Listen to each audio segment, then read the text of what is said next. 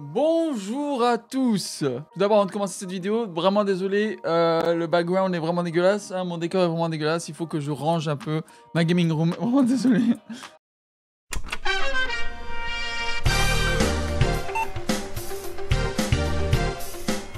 Bonjour à tous, c'est Martin d'Ardor PC, j'espère que vous allez bien. Aujourd'hui, écoutez, c'est une méthode un petit peu différente que d'habitude. Comme vous avez vu dans le titre, je vais vous présenter un PC dans les environs de moins 800 $ canadiens. Je dois faire un petit aparté aussi, beaucoup de gens viennent me voir en me disant bah attends mais c'est cher, c'est tout ça, c'est parce que je suis en dollars canadiens, j'habite au Canada, donc dollars canadiens, pas euros. Si vous voulez, dans la description, je peux vous montrer justement en euros combien ça coûterait et les mêmes composants en euros. Voilà. Au moins, vous savez, j'habite au Canada.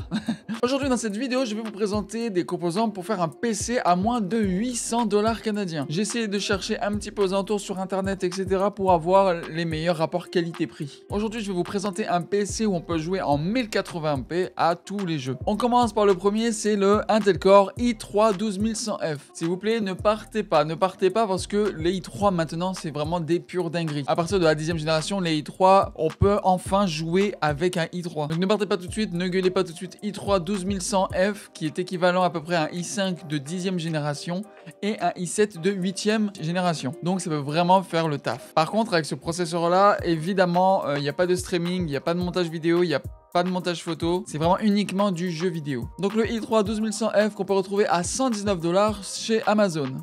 Couplé à ça, c'est le ASRock B760M, qui est un micro ATX en DDR4, qu'on peut retrouver à 104,99 chez Newegg. Donc voilà, vous avez la capacité de mettre uniquement 2 slots de RAM. Sur la carte mère, vous avez 2 ports USB de 2.0, 3 ports USB de 3.0 avec possibilité de mettre un USB-C. Donc malheureusement, contrairement de chez AMD, les cartes mères sont beaucoup plus chères avec Intel. Pour refroidir le processeur, comme d'habitude, je le prends très souvent, c'est le Thermalright Assassin X120. On a tous l'habitude qu'il y a 25,79 $ chez Amazon. Écoutez, c'est vraiment un des meilleurs, refroidisseurs bas de gamme que je connais. Les Thermalright Assassin sont vraiment très bons. Même si le i3 12100F ne chauffe pas beaucoup, au moins si jamais vous voulez upgrader par la suite, vous allez directement avoir le CPU couleur. Pour le power supply chez Newegg, j'avais pensé à deux choix, soit un 550 watts ou alors un 650 watts. Le truc c'est que 550 watts, ça peut vite être de moins en moins bon si on décide d'upgrader le PC. Donc rajouter soit une meilleure carte graphique ou un meilleur processeur. Donc là je me suis dit vas-y, on garde ça, on passe à 650 watts avec la marque EVGA, 80 plus bronze. Écoutez, c'est parfait en fait. C'est vraiment ce qu'on a besoin. Pour la RAM, j'ai trouvé les Team Group T-Force Vulcan 16 Go de RAM cadencé à 3200 MHz. C'est encore excellent les 3200 MHz. Du coup, on reste comme ça, pas obligé d'aller dans la DDR5, surtout à moins de 800 $. Et donc, les T-Force, on les trouve à 44,99 sur le site de Canada Computer. N'oubliez pas, tous les liens sont dans la description. Les disques durs en ce moment, ils ont malheureusement beaucoup trop augmenté. Ce qui fait que ceux que j'avais avant, ils ont beaucoup trop augmenté, donc j'essaie quand même de trouver un bon prix pareil, malgré que les disques durs, malheureusement, ils ont très augmenté au fil du temps. Mais je sais vous trouver un Western Digital SSD NVMe M.2 à 46,99 $ pour 500 GB. Avant, pour ce prix-là, on avait un 1 Tera. Mais bon, malheureusement, j'ai pu trouver que ça. Pour le boîtier, vous le connaissez très bien, mais écoutez, pour moi, c'est le meilleur boîtier rapport qualité-prix que vous pouvez trouver. À 74,99 $, c'est le Just Game Dia Talos E3 que j'ai l'habitude de vous présenter, avec une vitre en verre trempé devant, une vitre en verre trempé sur le côté, avec 3 ventilateurs RGB connectés entre eux, et vous pouvez même connecter le ventilateur RGB de votre CPU couleur avec. Donc ça c'est vraiment bien. Possibilité de mettre des cartes graphiques de taille de 300 mm. Donc c'est quand même assez grand. Et enfin pour la carte graphique, on passe sur la ASRock RX 6600 8 GB de chez ASRock qui est à 269,99 $. Ce qui est vraiment un très bon prix. En plus vu que c'est la marque ASRock, c'est vraiment bien. Avec un port HDMI, 3 ports DisplayPort, avec une petite backplate et un grand refroidissement. Écoutez, ça fera très bien l'affaire. Donc voilà, je vous ai montré tous les composants qu'il y a à voir. Je vais maintenant pour les tests, vu que je peux pas vous le tester là, je vais vous montrer une vidéo d'une chaîne YouTube qui font les tests avec le i3 12100F ainsi que la RX 6600 pour vous voyez un petit peu c'est quoi les performances de ce PC. Donc je vous mets une vidéo maintenant. Mais avant ça, vu qu'il n'y a pas de score 3D Mark, évidemment sur leur site de 3D Mark, il y a le score et on a un score de 7752. Avec un graphics score de 8062 pour la carte graphique et un CPU score de 6368 pour l'Intel Core i3 12100F. c'est qui est très très bien. Je compare ça un petit peu avec le PC que je vous ai présenté la dernière fois, le PC Demeter, qui est égal mais moins performant. Qui est à peu près égal, mais celui-ci est bien plus performant que le PC Demeter que je vous avais présenté la dernière fois. La seule différence entre le PC Demeter et le PC ici, c'est surtout à cause que le PC Demeter c'est un full AMD, et que AMD, ben, les cartes mères AMD, ben, ils sont tous en AM4, contrairement à la AM5. Donc vous pouvez rajouter d'autres processeurs en AM4, bien plus performants pour ça, donc c'est mieux. Tandis que là, les cartes mères de chez Intel, ben, vous pouvez juste mettre de la 12e, 13e génération, ou la 10e, 11e génération, ou la 8e, 9e génération, on peut pas tout mettre. Ce PC là en plus va pouvoir bien être amélioré par la suite, comme je vous ai dit, vu que c'est un 12e génération, soit passer par un i5 12e, ou i5 13e, i7 12e, i7 13e génération. Donc vous pouvez augmenter tout ça et aussi changer la carte graphique en parallèle.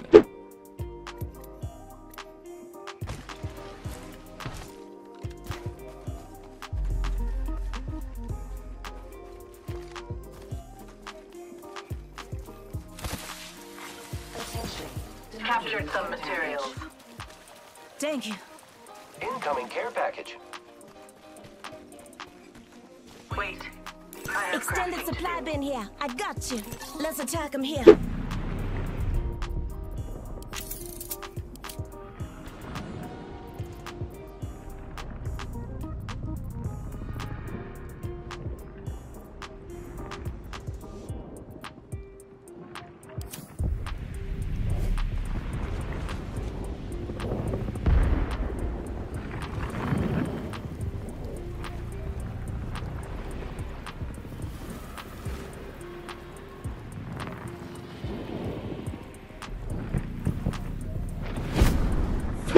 Just taken by us.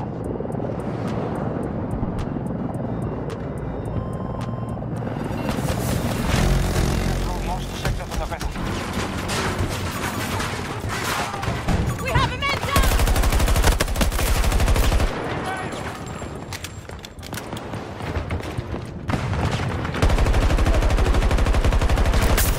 Got another!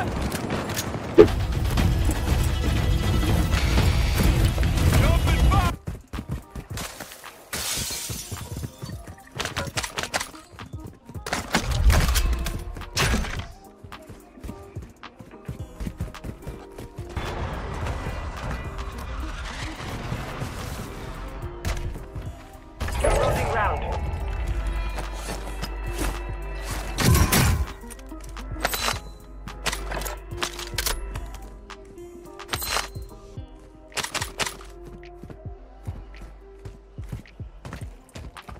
Enemy dropping into the AO. Your team made it to the safe zone.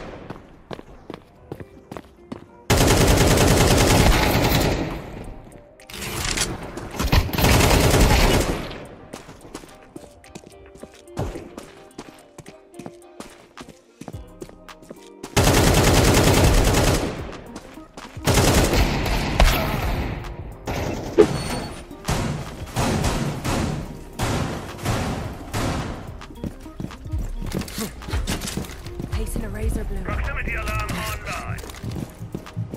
That's gonna hurt. Razor shell out. Reloading!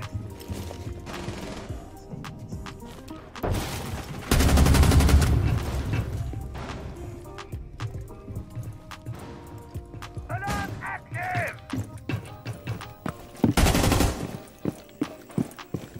Loading ammo.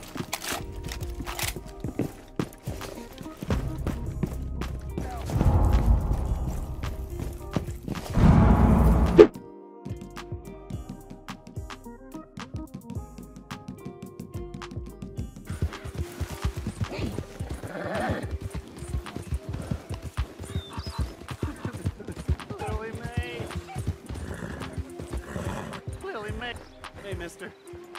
I just want to be left alone, all right?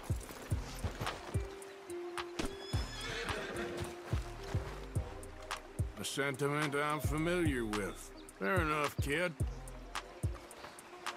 Et nous sommes de retour en espérant que les tests vous ont plu. Maintenant, on va regarder un petit peu dans d'autres magasins, voir au même prix ce qui se fait. Je regarde par exemple la Best Buy qui est à 779,99. Nous avons un PC remis à neuf, donc c'est même pas un PC entièrement neuf, avec un i5, mais j'ai vu que le i5 c'était un i5 de 8ème génération avec une 1050 Ti. Donc vous voyez, pour le même prix, c'est moins bon. La seule différence, c'est qu'en plus vous avez un SSD de 1 Tera cette fois-ci, ce qui n'est pas un SSD NVMe, c'est un SSD SATA. Et vous avez 32 Go de RAM au lieu de 16. Ce qui est aussi inclus dedans, c'est vous avez un clavier de jeu, une souris de jeu, un adaptateur USB Wi-Fi. Donc ça, dans un sens, ça peut être bien. Mais la 1050 Ti commence réellement à faire vieux, ainsi que le i5 de 8ème génération. Sinon, chez Canada Computer, j'avais trouvé à peu près pour le même style 799$. Donc nous avons un i5 de 12ème génération avec une RTX 3050. 12 Go de RAM avec 512 Go de SSD. Vous avez donc aussi le Wi-Fi, le Bluetooth, clavier, souris inclus, mais c'est pas du gaming. Vous pouvez dire que celui-là est bien meilleur. Dans un sens, oui, puis dans un sens, non.